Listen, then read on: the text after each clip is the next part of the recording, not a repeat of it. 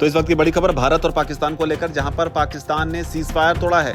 खबर आ रही है जम्मू कश्मीर से, जहां पर पाकिस्तान ने सीज फायर तोड़ा है और इसे लेकर जम्मू कश्मीर के मुख्यमंत्री उमर अब्दुल्ला ने ट्वीट किया है। उन्होंने ट्वीट करते हुए सीज फायर पर सवाल उठाया। नाराजगी जाहिर करते हुए उन्होंने सवाल उठाया कि आखिर सीज फायर का क्या हुआ। उन्होंने बताया कि श्रीनगर में कई इलाकों में धमाकों की आवाज सुनी जा रही है। आपको बता दें, थोड़ी देर पहले ही सीज फायर का ऐलान हुआ था, जिसमें ट्रंप ने सोशल मीडिया प्लेटफॉर्म पर इसकी जानकारी दी थी, जिसके बाद में उप प्रधानमंत्री जो हैं पाकिस्तान के इशाक डार, उन्होंने इसे सोशल मीडिया प्लेटफॉर्म पर कंफर्म किया था।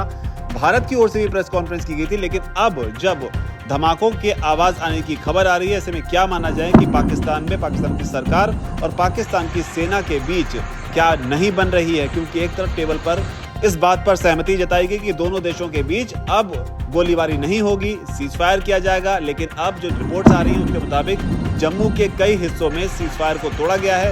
राजौरी में भी फायरिंग की आवाज सुनी गई। तो इस तरह की खबर भी लगातार निकलकर सामने आ रही है। राजस्थान के पोखरण में ड्रोन गिराए गए हैं। बड़ी खबर, राजस्थान के पोखरण में ड्रोन के हमले को नाकाम किया गया है। तो एक ऐसे वक्त में जब सीज फायर का ऐलान हुआ, लेकिन रात होते ही स्थिति वैसी ही बनती दिखाई पड़ रही है जैसी पिछले 2 से 3 दिन पहले हुआ करती थी। पोखरण में पाकिस्तानी ड्रोन के हमले को नाकाम किया गया है। इस तरह की रिपोर्ट्स निकलकर सामने आ रही हैं। आपको बता दें कि इसे लेकर अभी आधिकारिक तौर पर कोई भी बयान सामने नहीं आया है। इंतजार है कि रक्षा मंत्रालय की ओर से या विदेश मंत्रालय की ओर से इसे लेकर क्या इसे कंफर्म किया जाएगा। लेकिन जो रिपोर्ट्स आ रही हैं उसके मुताबिक पाकिस्तान एक बार फिर से अपनी नापाक हरकत पर उतर आया है। ऐसे में सवाल उठ रहे हैं कि क्या सेना पाकिस्तान की सरकार की बात को नहीं सुन रही है। क्योंकि इशाक डार ने जब अनाउंस कर दिया कि सीज फायर हो गया है, तो ऐसे में सेना की ओर से सीमा पर गोलीबारी करना या ड्रोन अटैक करना किस रणनीति का हिस्सा है।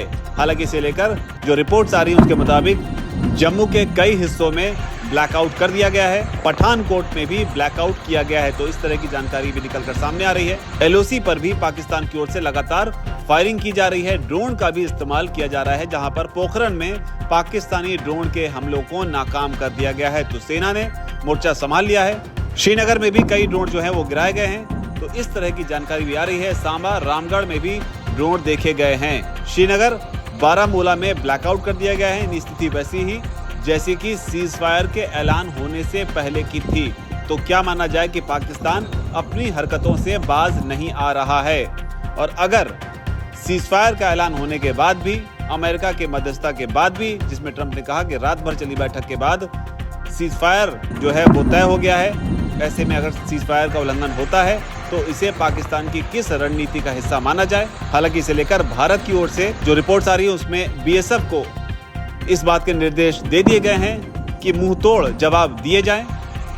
इसके अलावा आपको बता दें कि 12 मई को डीजीएमओ की दोबारा से बैठक होगी, director general of military operation, DGMO का मतलब होता है।